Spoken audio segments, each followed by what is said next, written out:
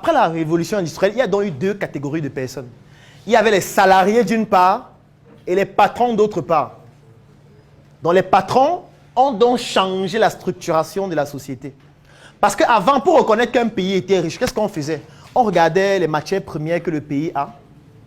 Mais aujourd'hui, pour reconnaître qu'un pays est riche, on observe une statistique qui s'appelle le PIB, le produit intérieur brut.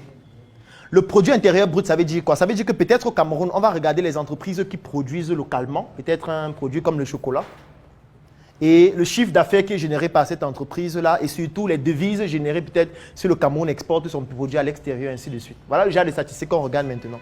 Ça veut dire que c'est un nouveau système qui a été créé grâce à la révolution industrielle et qui a développé un capitalisme où il y a maintenant une petite catégorie de personnes qu'on appelle une oligarchie, qui détiennent des usines et des entreprises et qui emploient des ouvriers qui travaillent dans ces entreprises-là. Et c'est eux qui captent la plus grande valeur.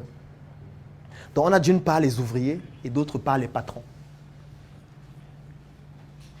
Et le problème qui se pose maintenant, c'est que les patrons ont commencé à exploiter les ressources comme le pétrole, comme l'or, du moins les ressources minières et les ressources qui correspondent à la richesse d'un pays.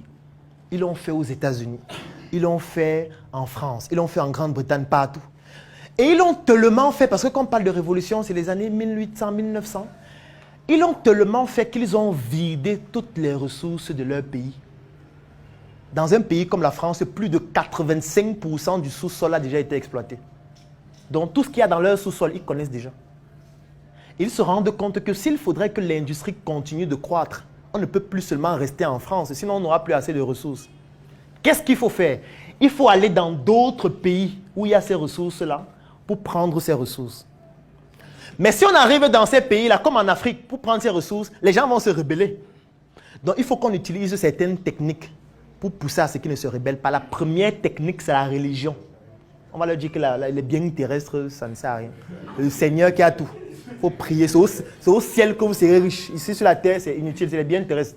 La première technique. La deuxième technique, ce sont les médias qui vont amplifier aussi ces informations. Et la troisième technique, c'est l'école. Ça veut dire qu'on va créer une école où on va standardiser les cerveaux. C'est pour ça que si je pose une question aux gens là maintenant, que quel est ton projet? Vous allez voir que les projets sont toujours orientés dans un certain domaine. Quelqu'un va te dire que je veux faire une ferme, je veux faire l'agriculture, je veux faire l'agro-industrie, je veux faire machin. Mais personne ne va te dire je veux construire l'arme nucléaire. Personne ne va te dire que je veux fabriquer un char de guerre. C'est difficile que quelqu'un te dise que c'est son projet. Personne ne va te dire que je veux fabriquer l'hélicoptère pour aller combattre par exemple les Chinois. Il va toujours te dire qu'il veut faire la patate. Il veut cultiver la tomate. Il veut faire le piment. Je parle du fruit, pas de l'autre. Alors, ce qui fait donc en sorte que, même au niveau de nos rêves, on a standardisé nos rêves et nos projets à cause de l'école ou grâce à l'école, si on prend sous leurs angles. Et maintenant, qu'est-ce qu'on va faire? On va orienter une catégorie de personnes à faire l'agriculture, mais pas n'importe laquelle. On va les orienter à faire le cacao, à faire le coton, à faire le blé. Non, pas le blé, à faire le café, etc. Pourquoi est-ce qu'ils nous orientent à faire ça? Parce qu'ils ne peuvent pas faire ça chez eux. Est-ce qu'il y a quelqu'un dans cette salle qui connaît la superficie du Liban? Qui connaît la superficie du Liban? Vous pouvez sortir vos téléphones, vous partez sur Google, vous tapez superficie Liban, vous nous dites combien ça fait. Vous serez surpris, parce que c'est le genre de recherche qu'il faut commencer à faire. Ne tapez pas seulement YouPorn.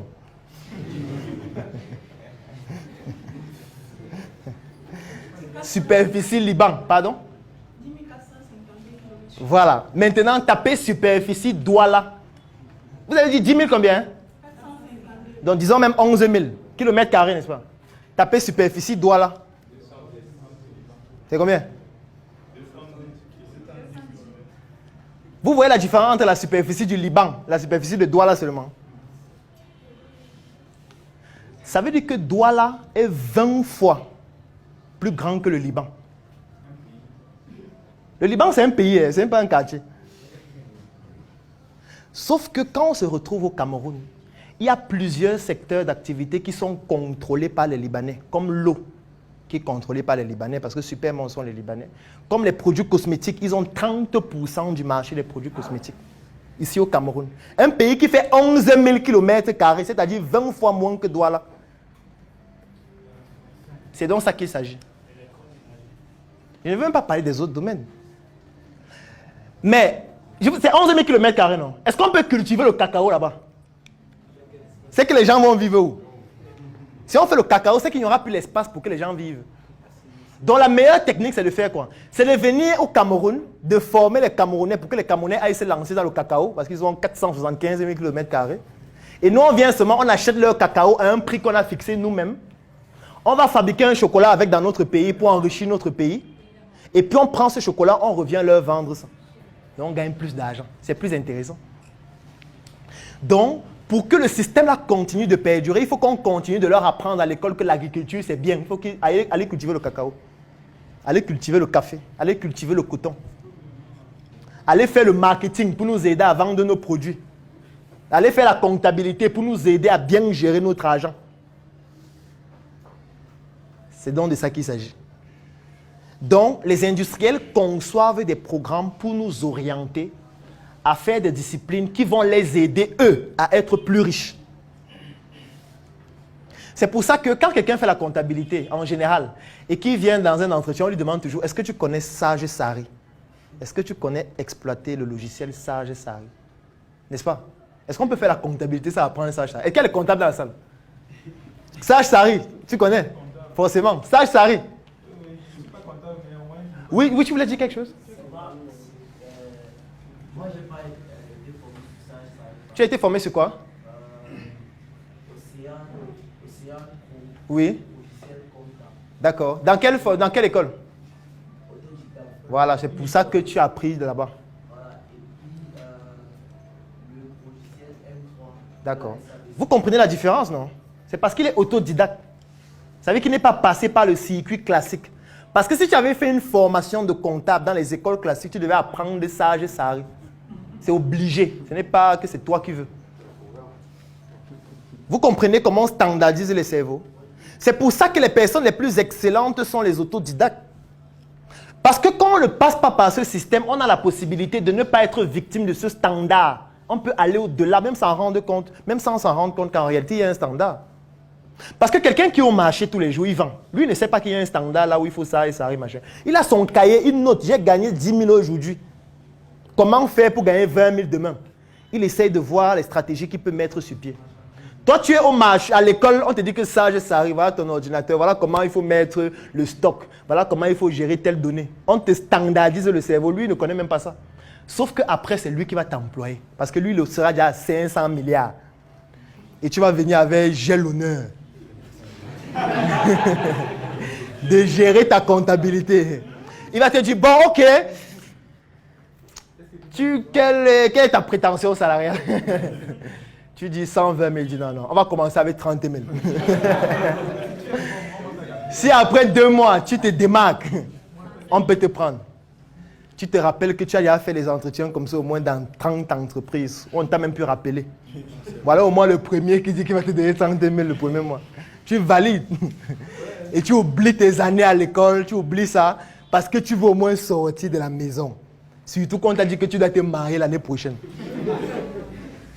Le mariage rend les gens fous. Fous. Parce qu'on te dit qu'on doit se marier. Tu pars, tu commences à faire des choses extraordinaires. Bon, après, ce n'est pas seulement le mariage, il y a d'autres contraintes aussi qui poussent parfois à faire des choses extraordinaires. Donc, c'est pour que vous puissiez comprendre en réalité que eux, ils ont conçu le système éducatif pour standardiser nos cerveaux. Pour nous pousser à faire ce dont ils ont besoin. Pas ce dont nous avons besoin. C'est pour ça qu'en réalité, lorsqu'on dit que l'Afrique est riche, ce qui est vrai, mais riche potentiellement. Parce qu'en réalité, pour prétendre qu'on est riche, c'est de pouvoir transformer le potentiel dont on dispose, qui est peut-être la matière première. Je vais prendre un exemple comme le Cameroun, dont le sous-sol est inexploré à 60%. Ça veut dire que 60% du sous-sol du Cameroun, on ne sait pas ce qu'il y a. Du moins, pour le moment. Et c'est magnifique. Parce que ça veut dire que demain, on peut découvrir qu'il y a le diamant en bas de cet immeuble. Mais je vais aller plus loin. Est-ce que vous savez qu'il y a des ONG qui sont en train de cartographier tous les pays d'Afrique en termes de ressources minières, sol et sous-sol, actuellement, jusqu'à ce qu'il y ait même une carte des ressources minières de l'Afrique qui est faite par les Occidentaux. Ça veut dire qu'ils maîtrisent mieux notre sous-sol que nous-mêmes. Dans leur système éducatif, il y a des spécialisés sur les questions africaines. Voilà. C'est pour ça que parfois, vous voyez France 24, on interviewe un blanc. On dit qu'il est expert du Cameroun. Il est expert du Cameroun. Tu ne l'as jamais vu, tu ne le connais pas. On donne son nom. Il dit, vous savez, le Cameroun, c'est un pays où la population est vraiment beaucoup plus orientée vers tel. Tu dis, hey, le gars est en train de parler du Cameroun à l'international. En fait, c'est ça, parce que lui, il s'intéresse plus à nos ressources que nous-mêmes.